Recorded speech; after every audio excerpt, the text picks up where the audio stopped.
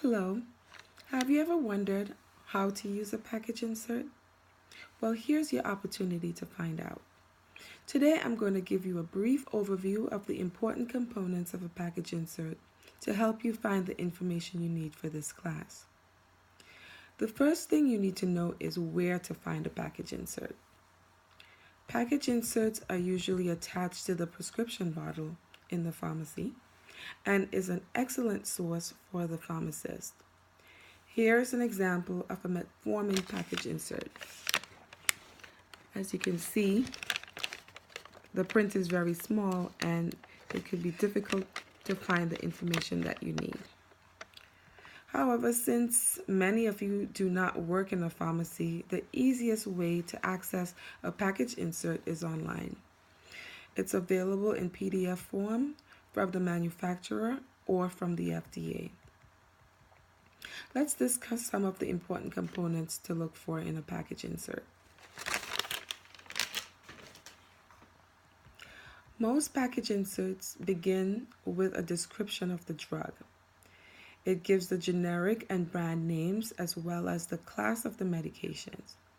It also includes a diagram of the chemical structure of the drug for all the chemistry nerds out there. Then it gives the clinical pharmacology information, which is where the bulk of the information will come from for this class. One of the things you want to look for is the mechanism of action. It tells you how the drug exerts its therapeutic effect. Then comes the pharmacokinetics, which is a very important component of the package insert. This talks about the absorption, distribution, metabolism, and excretion of a drug. And these describe what the body does to the drug as it goes through the different systems. Up next is special populations. This gives us guidance on how the drug can affect different kinds of patients. It often addresses medication use in children, different races, pregnancy, elderly, and patients with renal and hepatic impairment. Renal and hepatic impairment are extremely important to look at because they help to determine what dose a patient should receive and can prevent life-threatening side effects from happening, such as severe hypoglycemia. Next is indication and usage. This tells us the FDA-approved indication for the medication and also describes its place in therapy.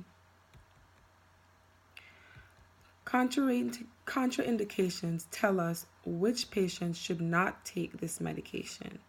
For instance, metformin is contraindicated in patients with severe renal impairment, and it should not be initiated in these patients.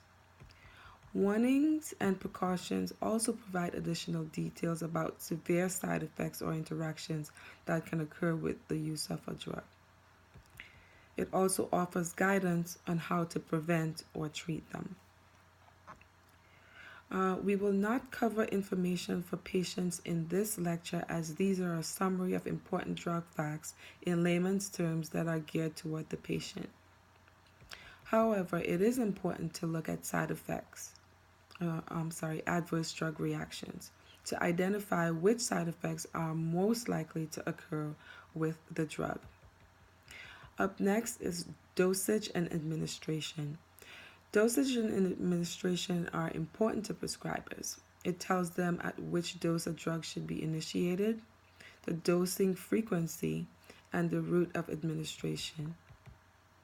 It also tells you the maximum daily dose that can be given. Finally, you may want to know how a drug is supplied. Is it a tablet, an injection, or a powder? All this information can be found under How Supplied.